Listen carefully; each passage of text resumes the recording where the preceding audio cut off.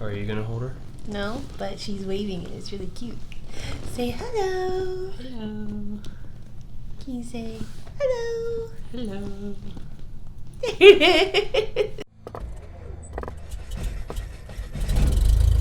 Hello everyone and welcome back to Around Our World in 80! Yay! I hope all of y'all are doing great. This week we watched The Rescuers. History of the Rescuers. Everybody ready? I actually thought the history of the Rescuers was very interesting. It was released in 1977 and it's actually based on a book called The Rescuers and Miss Bianca by Marguerite Sharp, which I totally did not know. The first book actually centers on a poet held captive by a totalitarian government in the Siberia-like stronghold. I thought that was interesting. And so in 1962, the film began development with its initial treatment developed from the first book. However, as the story grew overtly involved with international intrigue, Walt Disney shelved the project as he was unhappy with the political overtones. The project was revived in the early 1970s as a project for the young animators led by Don Bluth, as the studio would alternate between full-scale A pictures and smaller scaled back B pictures with simpler animation. The animators had selected the most recent book, Miss Bianca in the Antarctic, with its story focusing on a captured polar bear forced into performing in shows, causing the unsatisfied bear to place a bottle that would reach the mice. This sounds like a polar bear from the Coca-Cola commercial. Meanwhile, the A crew had finished work on Robin Hood and was set to begin production on an adaptation of Paul Gallico's book titled Scruffy under the direction of Ken Anderson. When Scruffy was shelved, the veteran team turned the project into a more traditional full-scale production, ultimately dropping the Arctic setting of the story, with veteran Disney writer Fred Luckey stating it was too stark a background for the animators. They also considered Cruella de Vil to be the main antagonist of this film, but Disney animator Ollie Johnson stated it felt wrong to attempt a sequel and the idea was dropped. The Rescuers was successful upon its original theatrical release, earning worldwide rentals of $48 million at the box office. During its initial release in France, it actually outgrossed Star Wars and had total admissions of $7.2 million. And it became the highest grossing film in West Germany at the time. The film is the 18th most popular film of all time in Germany with admissions of 9.7 million. The Rescuers was said to be Disney's greatest film since Mary Poppins, which came out in 1964, so almost over a decade.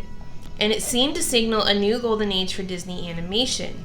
One of the critics wrote that it doesn't belong in the same category as the great Disney cartoon features such as Snow White and the Seven Dwarfs, Bambi, and Fantasia, but it's a reminder of a kind of slickly cheerful animated entertainment that has become all but extinct. And then The Rescuers was the first Disney animated film to have a sequel. Interesting. After 3 successful theatrical releases of the original film, The Rescuers Down Under was released theatrically on November 16th, 1990. So I thought you guys would actually enjoy hearing some of the quirky history behind The Rescuers that I personally didn't even know. What were your thoughts about The Rescuers? It's a fun movie. I like Evan Rood. It's very clever that they used the name of a motorboat for the dragonfly. And I also like the albatross, whose name I can't remember. Wilbur. I also like Wilbur. Probably. It's not my favorite film from Disney, but it's cute. I definitely like The Rescuers Down Under better, but that might be because I grew up watching that film more because it came out right after we were born. Mm-hmm. So it was like prime time for our growing up at that point. I also feel like The Rescuers Down Under had a little bit more intrigue as far as the storyline goes. I don't know how to say it. Yeah, maybe. It was more engrossing. I definitely want her rocket boat. Her swamp rocket boat. That'd be awesome. So So this week for our activity, we actually went to the local Natural Science and History Museum in Dallas, which is the Perot Museum. Yeah. And it's not just like a little museum. She had fun. Yes. Yeah, if you don't know, the Perots is like Ross Perot, like the guy who founded EDS and did a bunch of like data and electronic development in the 90s. So they have a lot of money and they're very influential in Dallas, and this was the family that started the Perot Museum. Yeah, and it's got 5 floors, really cool escalator that goes up on the outside of the building. Yeah. You actually come up to the top floor under a T-Rex skeleton. Yeah. It's done really well. And the building itself is really cool. Like, there's actually like an elevated highway that goes through the middle of downtown, and you can kind of see the building off to the side, and it looks kind of like a rock face, so to speak, and it has like greenery on top growing and all sorts of stuff. They have a eco-friendly roof. They use rocks and stuff instead of shingles or tar and gravel. And the roof actually has gardens on it. And it's as beautiful inside as it is on the outside. So specifically, we went... Goodness, you just have so much to say about this. We specifically went for the one exhibit, which is their rare mineral and gemstone exhibit, which is really cool. Because in the movie The Rescuers, the whole point is they're trying to get Penny to find this very rare diamond. But they have a lot of really great interactive exhibits. They have a really fun little children's museum, which we let Reagan run around in for a little bit. Run around in. But it was a lot of fun. We really enjoyed it.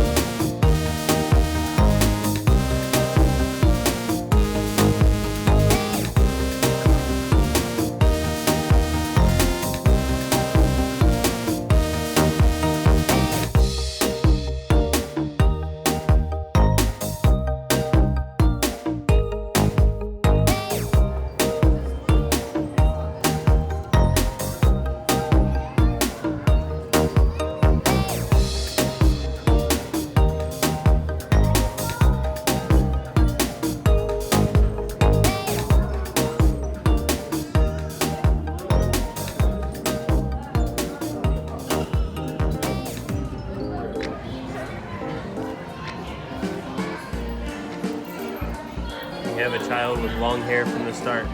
This is forever your life. Trying to keep their hair out of their eyes. With no comb. Not helping. Baby attack. Okay.